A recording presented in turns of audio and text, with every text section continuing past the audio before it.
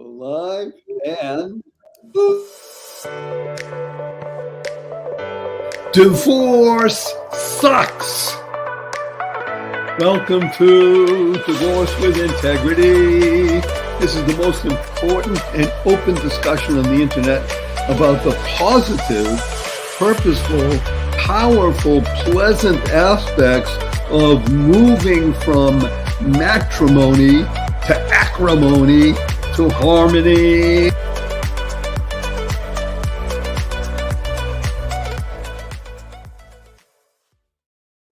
Good day, beautiful, bountiful, beloved immortal beings, and good-looking people. Remember, you're good-looking. Joe is looking for and finding the good. We're finding the good in an amazing topic. It's about divorce. But more importantly, it's about divorce with integrity, because it's all about moving forward. It's all about growth. It's all about becoming the best you possible, because when you're the best you make the world a better place. You build more bridges of harmony. You create more joy, happiness, peace, and love.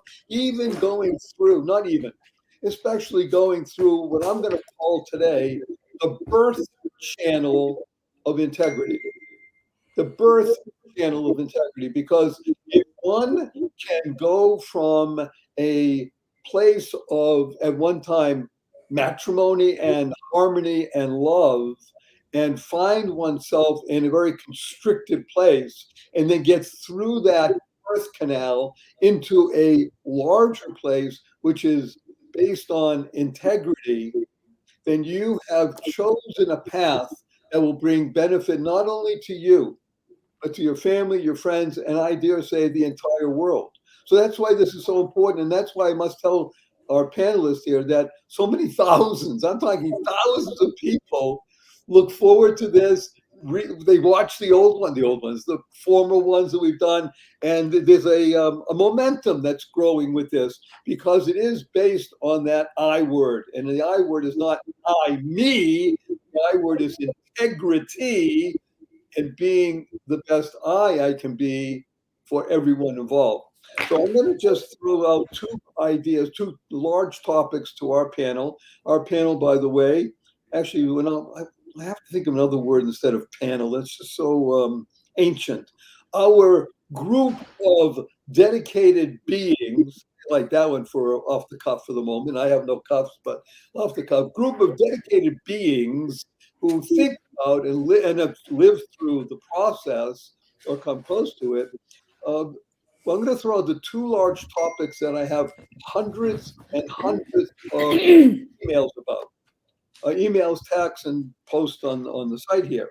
And the first one has to do with this four-letter word called rage. People know about road rage. Well, that is nothing compared to rage when you're going through the birth canal.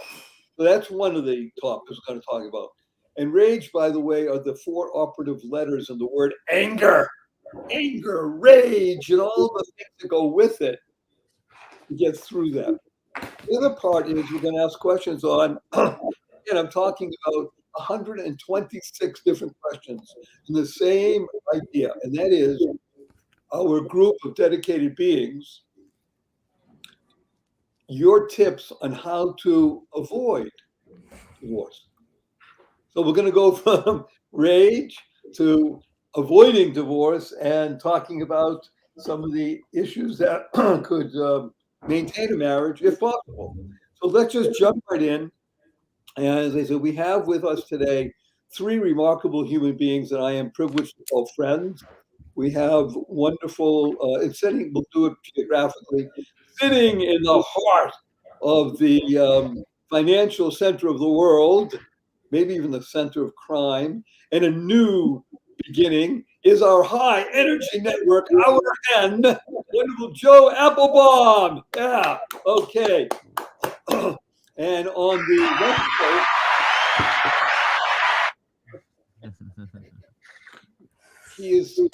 the beauty of this is surprises. We love surprises. It's so cool. I hope you have other things. So many surprises. Okay, good. And on the left coast, holding that left coast in that place where denizens dwell, is our wonderful SD Starrand. Yeah, she'd be in LA, which I'm not. We don't usually do dates, but the date is very important today because this is November 8th of the world. But it's especially important because this is election day, midterm elections in the United States of America, which does affect the world, by the way.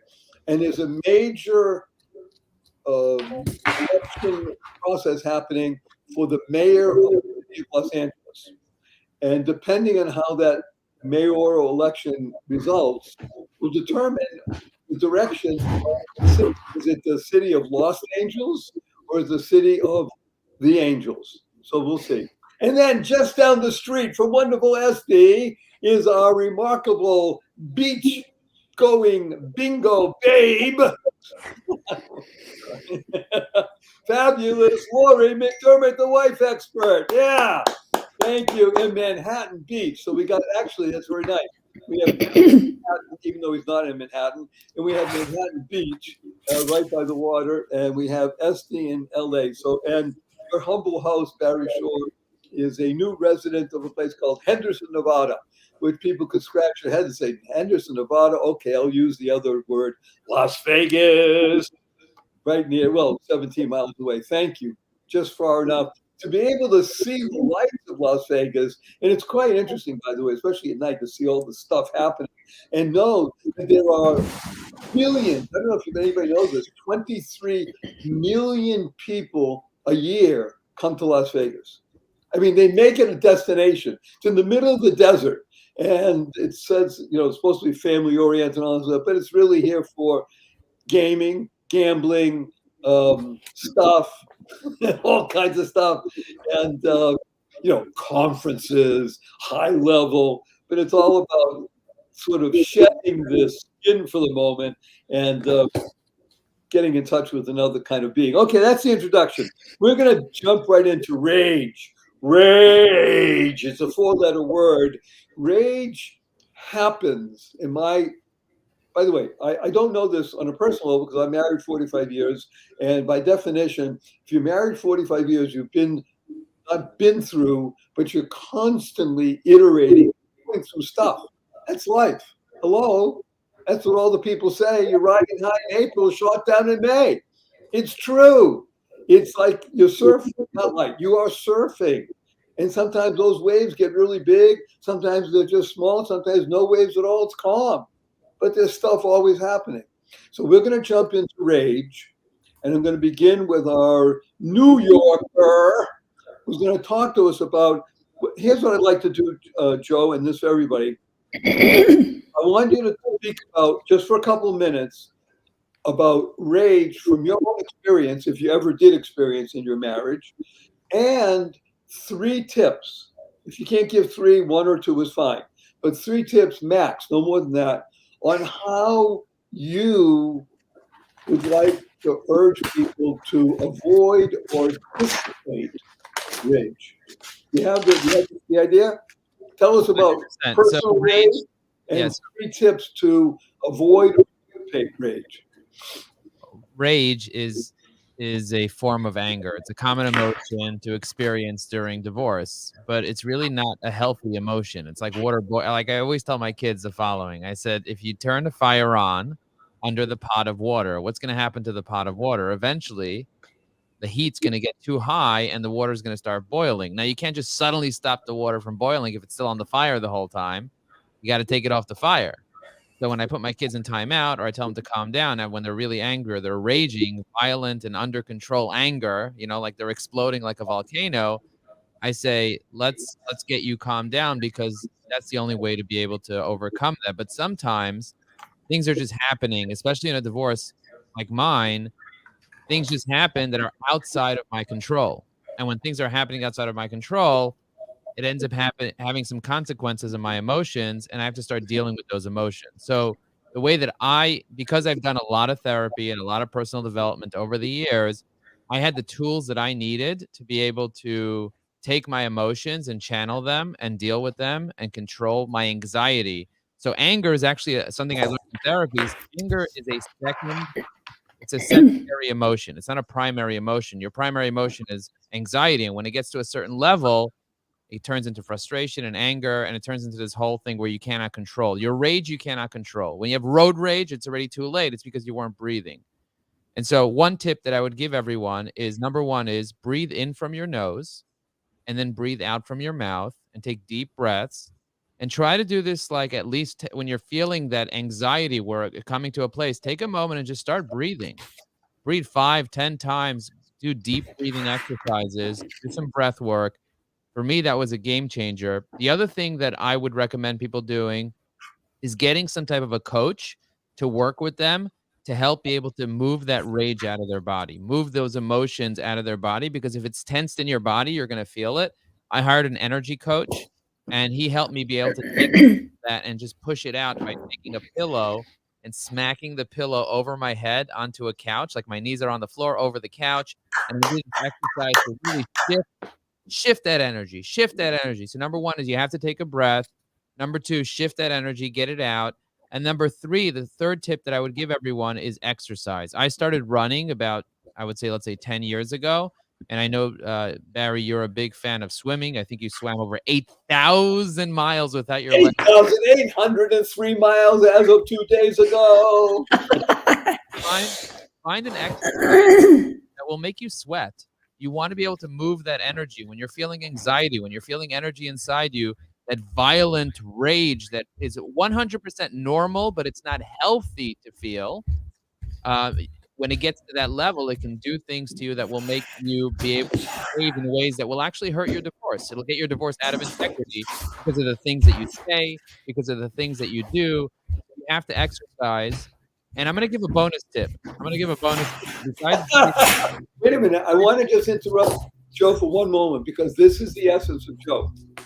And if you like this, I have a bonus for you. No, I do. I have a quick bonus tip. Is like if you feel like you want to communicate with your ex to be spouse, I hear a lot of noise. But if you want to communicate with your ex-spouse and you want to tell them how angry and upset you are, right? You want to tell them everything. Don't tell them that. Instead, what you want to do is you want to write it in a letter that you never send. Write everything that you possibly could say. It's their fault, and blame them and shame them and do everything you want. Put it into a letter and don't send it. Just write everything, all your complaints, everything into a letter. And that for me was also very helpful. You have any idea how many letters I wrote that I didn't send? Wait a minute, 8,803. Yeah. So as a quick recap, breathing, hire a coach to help you with your energy movement, exercise, and write a letter. Don't send it.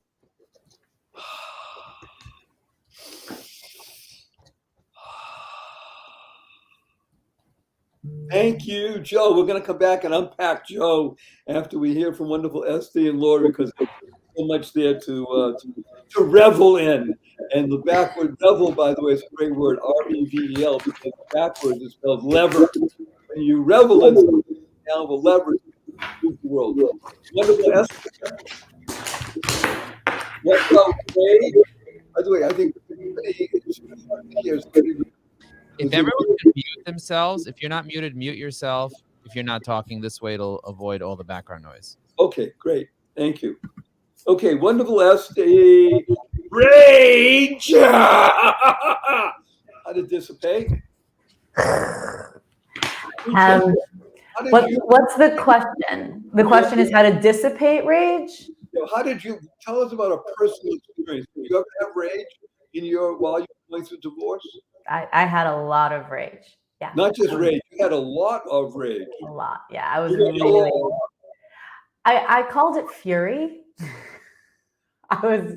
I also clocked my 10,000 hours of therapy plus in the last few decades.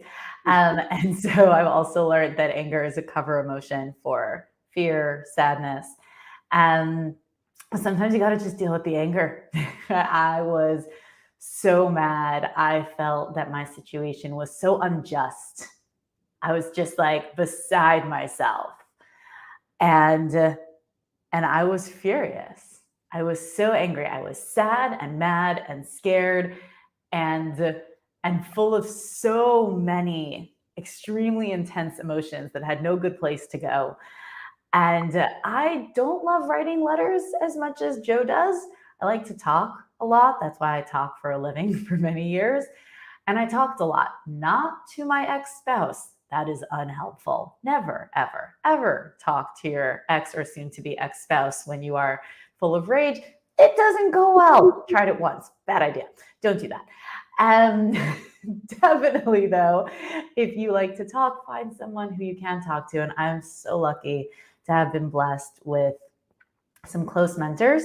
I didn't have a lot of peer support through my divorce process. I had a little bit, but I've never been a fan of like just friends getting together and, pardon my language, bitching. It's just not my scene.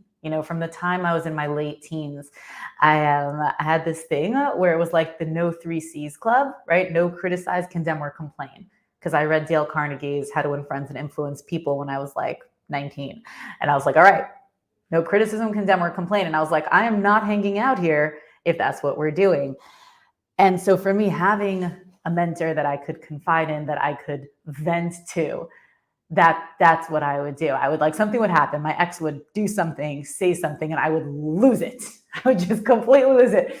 And I would either call him or I would just voice notes. Voice notes are great. Like you would get 10-minute voice notes from me. Like, and then this happened, and I want you to understand that this is not okay. And a lot of those feelings, like there's different ways to purge. I dance a lot. I've been dancing for a number of years. I did take up running in COVID because the whole world was closed. But I like dancing more. And as some of my friends recently told me, like, Esty, we love watching you process your emotions while you dance. It's like I just go in there and I'm in my giant headphones and I'm just like, oh God, and it's all coming out and it's moved because emotion is energy in motion. It needs to move. Let it move. So yes, any form of exercise, any form of movement, and any form of outlet, whether it's writing or speaking, that definitely saved me a lot. And when I counsel people in their divorces, which has started happening, because the universe has been sending me people to help guide in their divorce process, whenever they're like, I need to tell my ex this, I was like, no, that's not going to go well. And just talking that out and then getting yourself to that place where that rage, it's not about justified, not justified. It's just, it is. Emotions just are. They are what they are. Rage is what it is. If it's in you, you got to let it flow. And emotions want to move. Energy and motion, they want to move. Let it move. Let it go, let it be, allow it, acknowledge the roots of it. But don't share it with your spouse. And I'm not a fan of friend groups doing this because then I find you get stuck in that vortex, right? Where that's just what you do. I want you to repeat that. Say you're not a fan of. I'm not a fan of friend groups getting together to bitch about their ex. I refuse. I don't do it ever. Never. I didn't know they existed. So you're telling me that just so I understand, like say a great group of 3 or 4, I'll call it the following. You ready? A bitching group. Yes, essentially. Because if that's what it is, that seems to be caustic. I think it's really unhealthy. I think it's really unhealthy. It gets you stuck in those patterns. You're not really moving the energy through and out. You're just kind of sharing it around. Yeah. You just end up in this vortex of gross feelings. This is why I don't do mom groups or divorce groups online. Like I don't do any of this, right? If I'm having strong feelings, if I need to, I will speak to someone. I have a lot of tools now. I'm able to do a lot of it, more of it on my own. Still need people sometimes. And allow it to be, right? That's not your natural state. That's why it feels so uncomfortable. Your natural state is not rage. And we know that, which is why we're like, okay, how do I get rid of this? But getting rid of it to deny it doesn't help. Allowing it to be, acknowledging the stores, acknowledging those real feelings of, yeah, this is unfair. Yes, it is. Let's begin. So give us the 3 tips that you want to share with people are. My 3 tips are find an outlet that is not a recycling outlet. That is an actual outlet where the feelings don't keep recycling back to you in the form of a friend going, remember when your ex did this? And then awful when my ex did this. Like, don't do one of those, right? Find an outlet, whether it's writing, running, arithmetic, speaking to someone, therapist, mentor, or a trusted friend that allows you to purge but doesn't feed it back to you, doesn't create that cycle. That's one. Two is going to be physical movement, right? Emotions live in your body. You got to move your body, right? I'm going to second Joe. However you do it, dance, run, yoga, I don't care. Yeah, it could be little fidgets also, but it's movement. You got to move. You got to move. Okay. And the third one is just acceptance. Acknowledge your emotion and validate it. Like, sit with it. Let it be. Like, you know, when I would call someone, some of the best things that my mentor or sometimes a trusted friend would say to me is like, yeah, this is awful. Yeah, this is awful. Like, just that acknowledgement, that validation, and you can get it from the outside. You can get it from the inside. You can say to yourself, yeah, this is awful. Whether it is or just validate yourself. This is awful. This is horrible. This is infuriating. Completely. Right. When something is awful, admit it. Yeah, just let it be and allow it to be. And so many people, I think, try to deny. No, it's okay. No, it's really not so bad. Yeah, no, other people have it worse. Yeah, maybe, but this really super stinks. Right. So we're going to keep denial in as a river in Egypt, and we're going to move to. Thank you, Joe. A little bit of a smile on his face. You like that one. Denial of the river in Egypt. Yes. Okay, we're going to go. Wonderful, Lori. Who, by the way, I will not divulge everything. She may if she wants to. Lori is known as the wife expert. And part of it is because she studies marriage. Oh, 1 second. She studied marriages. She's lived marriages. And she was on the edge of the big D because of a situation in a marriage where there was a split for a period of time and no longer. So, but she did feel rage, I presume. And if you didn't, you go. Listen, I'm gonna share a really good story. So I had a really good childhood. Not a lot happened to me, and then this happened, and I was like, "What is happening?" And there was a day, and when you talk about rage, it's not just like a chunk of time of anger. It's like immediate, like when we were talking about road rage. It's like it's instant. And in that moment, things can change. So I had a situation where my husband did something and said something to me that was so horrific that he walked in a door, slammed it at me, and I was filled with such anger that I've never experienced in my life before. And I was in the hallway and I turned to the right and I thought, I'm grabbing my gun and I'm going to shoot him. It was so quick. And then it was like, it took a couple seconds to go through that. And then I was like, oh my God, we don't own a gun. And had we owned a gun, I would have grabbed it and I would have shot him. And it's funny that I looked at a closet that was filled with clothes thinking I've never had a gun. But in movies, you think there's a gun in a closet. And my instant reaction was go to the closet, get the gun and shoot him. And I don't have a gun, but I had this. And so in that moment in time, I have actually told lawyers, if you ever need a witness to know what rage is, to get someone, I killed her in rage. I get it. I've experienced that moment and it is terrifying. But what happened was I was sitting there going, did I really want to do that? Like I could have been in jail. And I was so in tune with myself right after that happened, maybe like 3 minutes after, of how I felt in that moment, that I was like just in wonder of what just happened to me. I wasn't thinking about what just happened. I wasn't thinking about the kid that was behind me watching this whole thing. I wasn't thinking about any of that. I was just lost in my own thoughts of like, how could I have almost done that? How did I even get here? And then I turned, saw my kid, and I went that way. But for days, I was just in this mode of like, I'm a good person. How did that even happen to me? So I've learned how to, I'll share with you my steps. But before I do that, what Esty was talking about is the divorce bitching. Those women scare me. The women that gather in groups and you see them at restaurants or parties and their husbands, they scare the crap out of me. I don't go anywhere near them. I don't like that at all. And then what Joe was talking about, writing letters, I think that's wonderful. When you write those letters, I have a stack about this thick of all those letters that I wrote that I never gave, that I've just saved. I don't know why, but put them in a book, save them for one day. Who knows? You'll be old, everyone will be dead, and you'll be like, well, I remember the memories. I like that. But so how do we get through our rage? I've learned axe throwing. I think that's really cool. There's places that do that. You can actually bring stuff to throw and break in the rooms. They have rooms that you take old dishes that you buy at the 99-cent store and break them. It feels really good. And then you laugh about it. You can also go, like I live by the beach, go to the edge of the sand and just scream and yell. I mean, I've yelled up at God going, what are you doing? Why is this happening? And let it exhaust yourself to the point if you just vomit all this anger out of you that you crumble in tears. I think that's so cathartic. Don't ever be afraid to cry. Don't ever be afraid to yell. It's just, who are you yelling to? Keep that rage in a direction that doesn't hurt other people. And then the other thing is, don't own a gun. Don't own a gun. You don't know what's going to happen. And if you do, put it in a lock cage. Those are my thoughts.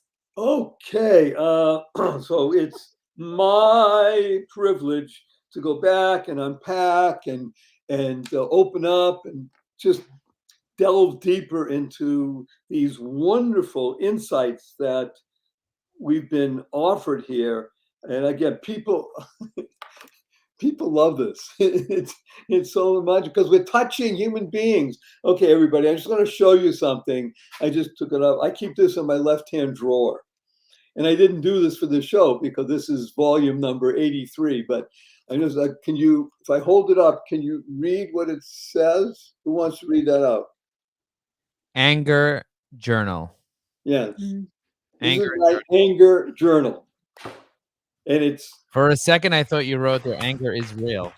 well, the anger is real also. But by the way, let's talk about that because we're going to unpack certain things. So the beauty of what we're doing here, and again, very high level, wonderful beings who are dedicating an hour of their lives, and they charge a lot for their time to be sharing with people so we can help others. The genius of a winner is helping others win, because winners help others. That's the how and the who of life. And when you say also how, it stands for heart of wisdom. And that's what's given over here. I just want to make a little funny, if I may. So Joe's great book, which I recommend to people, is High Energy Networking. I call it, it's his hen. So as he talked about the coffee clutch of complainers, I'll call that the hen house.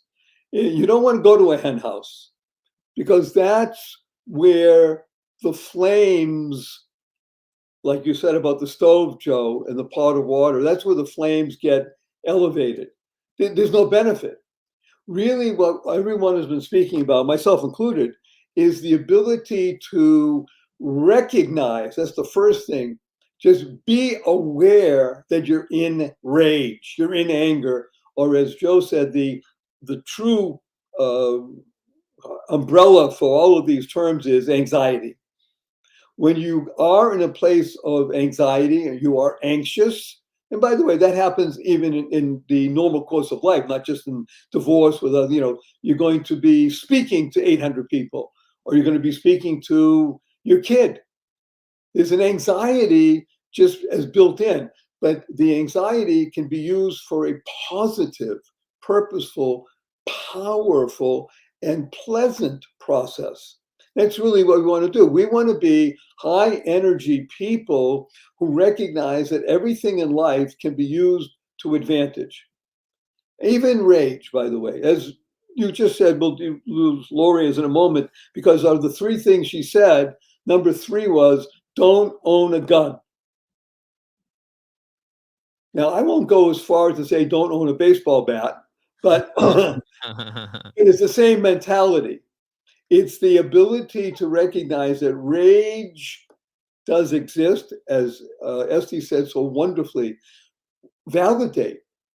Look at it. I am angry. And it's also important, like, not to judge people when they're angry. Like, if your spouse or your soon-to-be ex-spouse is angry and they're doing things out of anger when they're in the state of anger, I always tell people, and like Esty, a lot of people are reaching out to me to ask me for like help. You know, like, I don't know what to do. They did it. I was like, what state were they in? They're such a bad person. I was like, hang on a second. Before you call them a bad person, what state were they in? Were in a state of peace and calm, and they were like meticulously evil trying to attack you? Or were they flying off the handle, as they say? Were they completely throwing a fit? If they're throwing a fit, they don't even know what they're doing. They're ois mensch, as they say. You know what ois mensch is? Barry, what is ois mensch? You've lost the ability to be human. That's it. You're just basically just pure emotion. And when a child's pure emotion, they're deregulated and they need to get regulated. And things like running regulate you, dancing, right? I love dancing. I love going to Daybreaker and dancing. It's so much fun. That regulates me. You have to regulate your emotions. Not everyone has the capacity or the awareness to do it themselves. So let's not judge other people that are deregulated. Let's just see what for them for where they are right now and just have compassion. And so this is so wondrous. It's, first of all, the word compassion we'll unpack later. I call it being an SOB, state of being. An SOV, a state of, I thought you were going to say State something of else. being. Because Son of what a bracha, son of a blessing. this is the beauty of what we're talking about, this interaction here. Again, touching many thousands of people around the world. Because divorce with integrity is not just about, unfortunately, a marriage now going through divorce, two human beings now separating, but separating for the ability to become whole again, or maybe whole for the first time. So the whole HOLE enables someone to add wonder to their life and become WHOLE. I just made that up. Is that pretty good? You're like a Rebbe. You're like a Rebbe. You're mamish a Rebbe. So the beauty here is everybody can do this. When there is rage happening on someone else, if you could become the calm of the storm, then you become the anchor, the ability for someone else to let that rage dissipate. I want to share with everybody here. It's a common phrase, and my son absolutely despises it when I say this because I've talked to him now. He's now 35 years chronologically. I won't say what his metabolic or his mental state is, but 35 years chronologically. So I've been using this with him ever since he's, I guess, maybe 4 or 5 when they start talking and things like that. I did not use the term calm down. I used to say, Ezra, it's time to calm up. Now he heard from his friends, calm down. He said, but what are you talking about? It's calm down. It's calm down. I said, I want you to calm up. I want you to reach a level in calmness that's above where you are. The reason I'm mentioning is because it got his attention. That's all you want. And we were talking. He didn't like it the way I said it, but that's okay. It's the ability to reach someone. So let's talk about now Abraham Lincoln, because you all mentioned it. Abraham Lincoln is the paradigm, the model, at least from historical references that I know of, who had every reason to be angered and enraged and anxiety, leading the nation in the midst of a civil war and having members of his own cabinet do things against him behind his back and talking, hello, you're dealing with humans. Humans are complex beings. So when Abraham Lincoln was enraged, and he was, as he said, he would do, this is the Abraham Lincoln technique. That's what we call it, ALT. He would write the letter to the person and lay it all out and put everything in there, look at it, read it again, smile that he got it out, that it was filled with everything that he wanted to do and say. And then calmly open up the right-hand drawer of his desk and put it in there and close the desk. So this one, I don't want to call it a tip, this one insight into the human condition should be enough for everybody to get up right now and dance around the room, like Esty says, and just let go and say, thank you, thank you, thank you, wonderful divine beings. I called you divine, of divorce with integrity, because it will be of such benefit to you and your family and your friends and to the whole planet. When you do this, and you do it regularly, because people do get enraged regularly, don't own a gun. That's a good one. Knives also are included, but hey, we all have kitchens, but just, if you're going to do anything, stay away from the kitchen. But the point is to be able to vent, that ability to have an outlet is so critical, that whether it's in the form of a human being that you can trust. But don't use your lawyer. Don't use your lawyer to vent, because it gets really, really expensive. So if you're going through a divorce right now, So Joe is saying that on several levels. It's expensive in terms of time. It's expensive in terms of emotion, because how should we call it? Lawyers they're not your friend. They're lawyers. They're hired for a purpose, and it's not to be your friend particularly. I really want to talk about something you mentioned, wonderful Joe. So everybody's in agreement that exercise is something of supreme importance, whatever that form takes. Okay, for me it's swimming, for Joe it's running, Esty it's moving, for wonderful Lori it's rolling in the sand on Manhattan Beach. It's just that exercise. I love when she smiles. That exercise process, because that engages both the mind and the body. You might not think that engages the mind because you're just moving, but once you start realizing that you want to move in a certain way, and then you don't want to, but then want to think about it, so your mind and your body become one, and that oneness doesn't allow rage. Isn't that interesting? When you're at one with your being, anxiety is not part of it. It by definition, it doesn't exist in there. So I love what you said, Joe, and it's a very important point that he says, that anxiety is the primary cause of all these things. The secondary is rage, anger, throwing things, pillows. I am such a pillow person. I enjoy. you like having pillow fights at night? Pajama party? I just got matching pajamas. I can come I over grew up to in pillow Henderson. fights, We can have and I can tell you, wonderful Joe, that in a group that I was in, I think I was 25. I actually started the group. It was 4 other people, so there were 5 young guys, and we did pillow fights. And I can tell you, you got 25-year-olds with pillows. It starts out soft. Ooh, you don't want to use anything like that has pillow, that has feathers or Copeck in it. You want, foam rubber, but it becomes so much fun and fun. I'm using it now. F-U, capital N, capital N. Fun, F-U, everybody. You want to teach the world to F-U, capital N, capital N. When you start using the pillow is an ally. It really is a big help, whether you're using it on yourself or someone else that wants to engage with pillow. Ain't nothing better. So the breathing is so important. I have a video about this on YouTube. I think it has 10,000, 20,000 views, something like that. It's called 94 Seconds to Tranquility or Serenity. And I teach just this about breathing in through the nose, out through the mouth, and 4 breaths. That's it. You do that twice a day, 11 days in a row. By the 12th day, you are calm and aware, and you know how to use it. That's the amazing thing. Whether somebody cuts you off on the road, or they slam the door on you when you're walking out of the coffee shop, or your ex calls you up and says, you know that you are, and you're holding the phone and you're just enjoying, you're smiling and just listening, and it's water off the duck's back, because it's refreshing, because it's not him or her, and you are you. When you are you, you can be like Esty. You just float around the room. She doesn't walk, she floats. And when water's boiling, you don't get angry at the water that it's boiling. You just turn off the fire.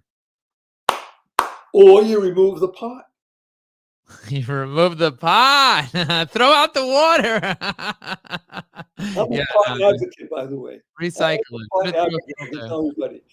Turn down the stimulus. Walk Yes. away. Turn off the phone. By the way, in the nicest way possible. One of the most amazing benefits of not living with your spouse that may cause anger is that you don't have to answer their texts. Not immediately, and some of them, by the way, not ever.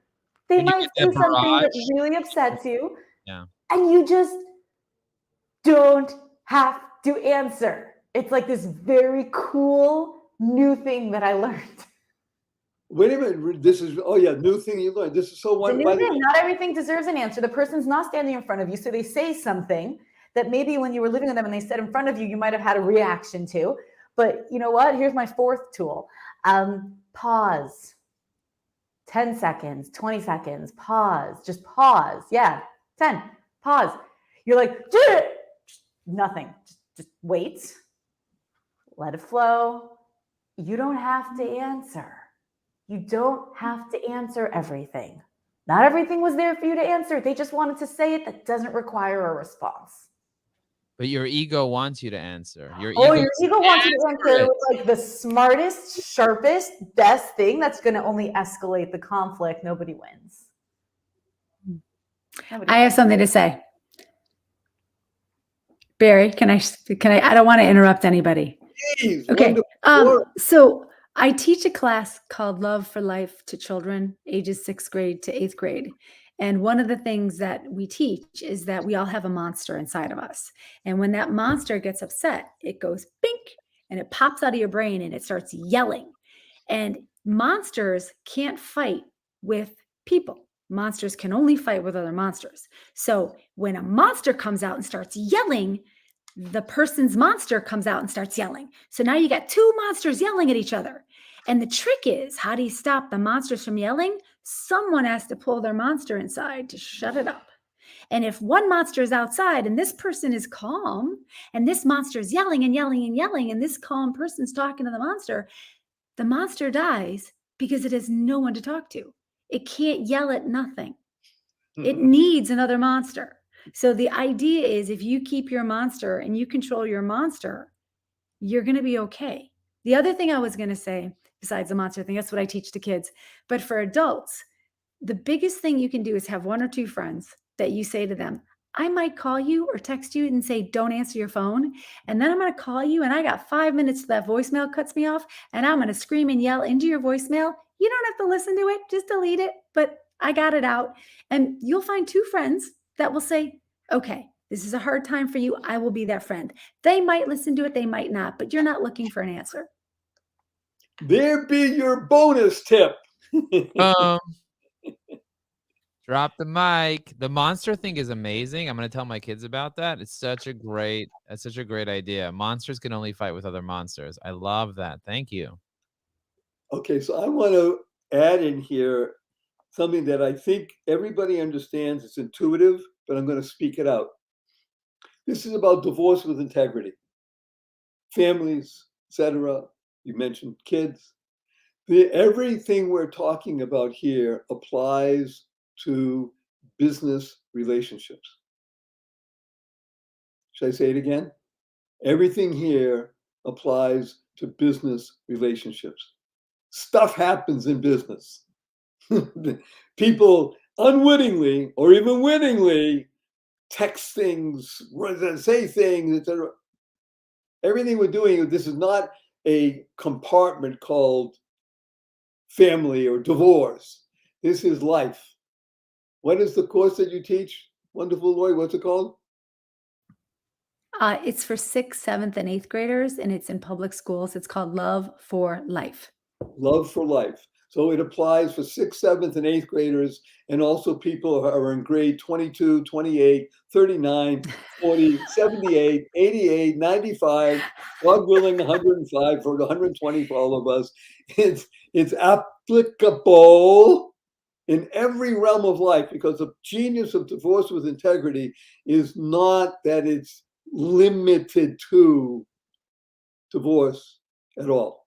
It's about integrity, living life in integrity.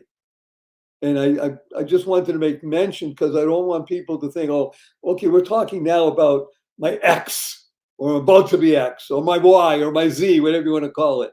I want to just, in the few minutes we have left, go to something you said also wonderful, Esty, about it was the word, I wrote it down. And at a certain point, things were happening and you thought it was unjust. In other words, you are, opens up her shirt and she has on the hair, she has a big J, not for Jewish. Just, I am just. Warrior. Yeah. I am the just one. Justice warrior. Yeah. All right. Because what happens oftentimes is, well, of course, I am just. He or she or them or they are unjust. I mean, this is an unjust situation. Or as people, we say in mixed languages, low fare. Life is No fair. nobody. So here's an important foundational principle. No one says life should be or has to be fair. Now, I'll just also make everybody laugh, I hope, with this, that the word fair, F-A-R-E, F-A-R-E,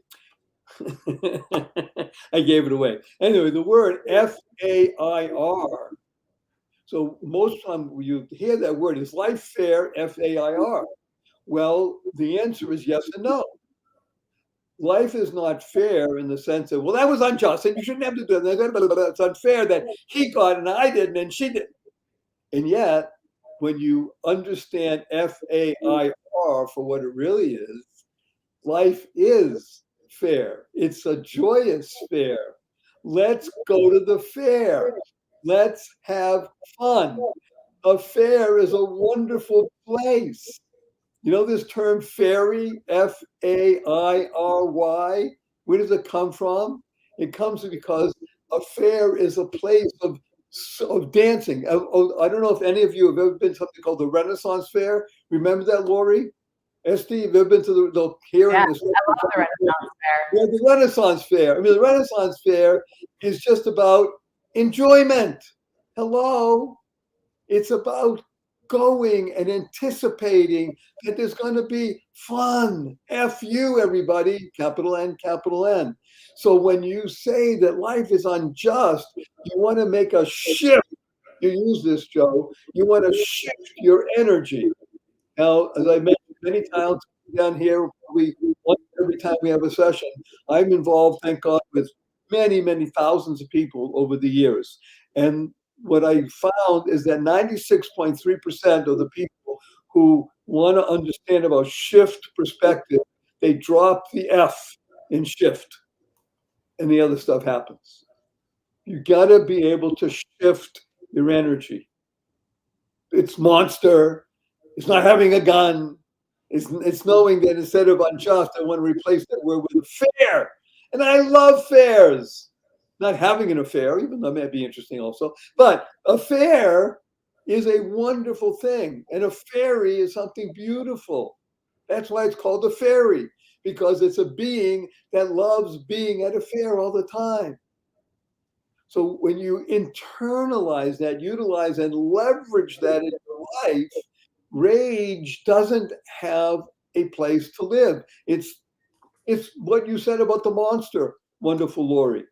Rage needs a petri dish, as it were. Everybody knows that. You remember the petri dish, and you put something in there and it starts growing in the mold. Rage needs that. It needs a petri dish. If you're like what Esty said, if you don't answer the text or the call, you don't have a petri dish for the rage to grow, right? You say, I'm not going to be your experiment. I'm not going to be the mold. Now that's called integrity. That's the genius of getting through the birth canal. And by the way, you can do this in marriage too. Let's be blunt. It doesn't have to go to divorce. It is, and I'm going to speak for both Joe and Esty, and a bit for Lori also.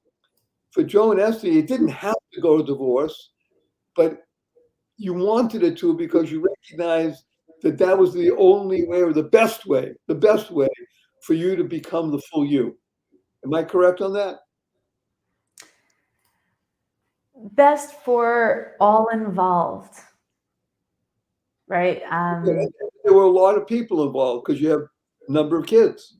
Best for the children and best for my spouse or ex-spouse and best for me. Like I spent 8 years trying to do the opposite. All right, so I can tell you all the things that I did for 8 years that kept us married until we got to the point that it was just clear that the best for everyone was, you know, I'll give it like this. I remember I was walking once near our marital therapist. So we're going back a couple of years. Towards the end, we were in therapy. And I was just really working with this question in my head, going like, what is the purpose of marriage? What is the purpose of marriage? Like, I'm very goal oriented, right? Give me a goal. Yeah, I just summited a 15,000 foot volcano a few weeks ago. Give me a goal. Yeah, I will get there.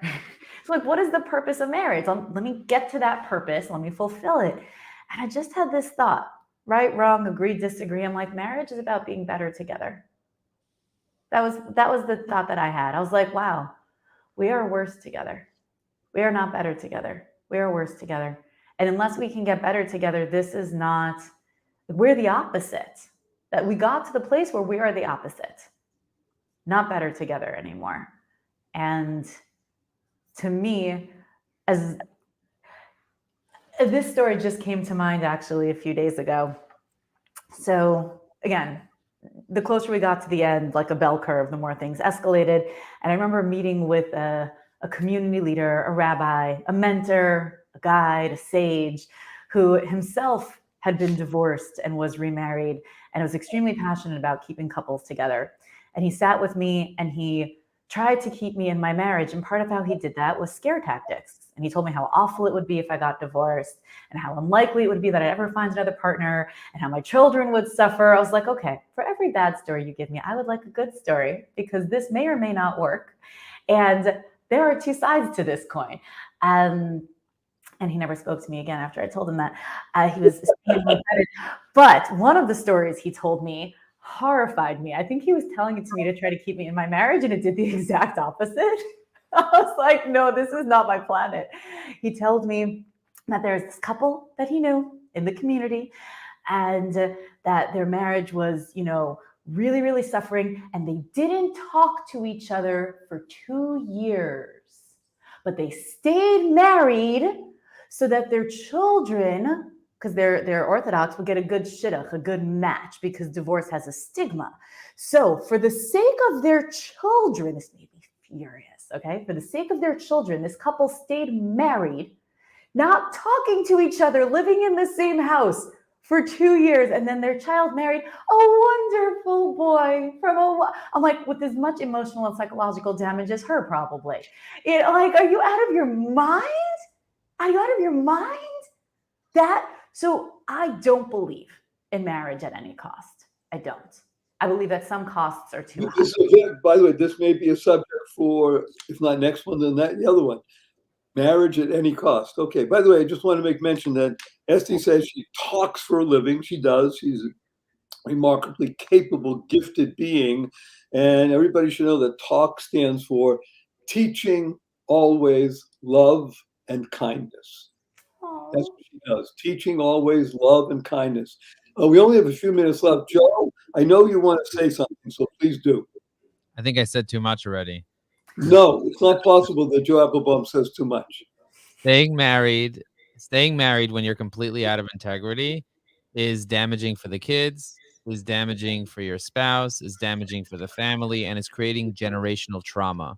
There's a concept of generational trauma. And sometimes when you're married to someone and their parents don't get along and your parents don't get along and their parents also didn't get along, their parents' parents didn't get along, and you go back 7 generations and all of them were always like that. And then as a result, the kids that they had also got married to people that had relationships that were out of integrity. And then you're able to do something called divorce and kind of adjust that. And then the kids see, oh my gosh, you can actually have love. You can actually have a connection. You can actually have integrity in your relationship. And they see that you will fix the next 7 generations forward.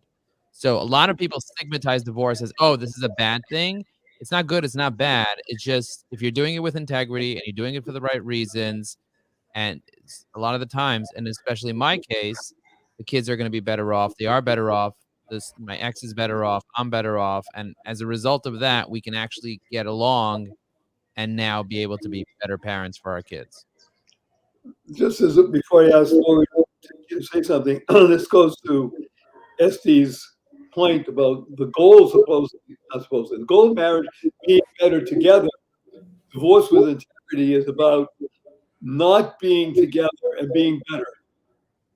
Because like you said, you can actually create that shift from generational trauma into integrity. Wonderful, Lori, something you would like to say as we close out the hour?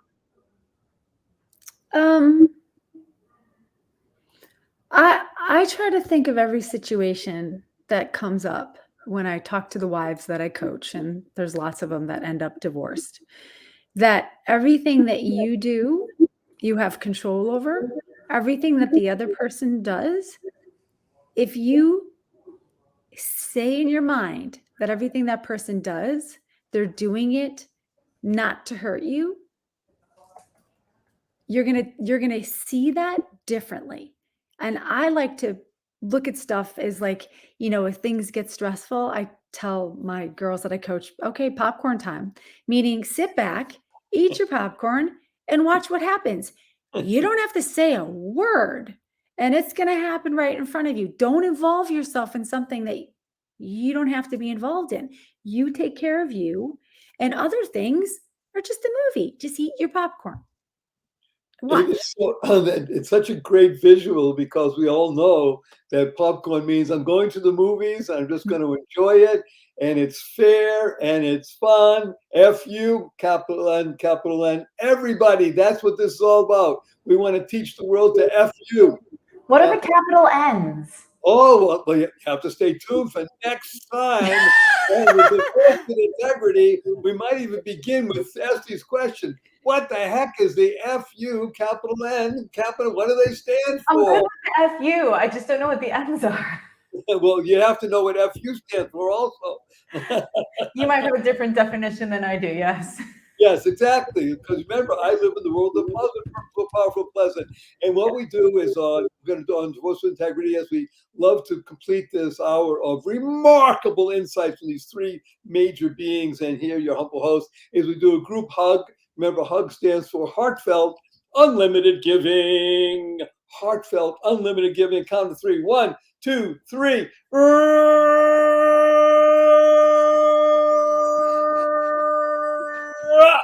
Thank you all, wonderful beings, and we'll see you again in the next section of Divorce with Integrity. Make it a great one. Divorce sucks. Welcome to Divorce with Integrity. This is the most important and open discussion on the internet about the positive, purposeful, powerful, pleasant aspects of moving from matrimony to acrimony to harmony.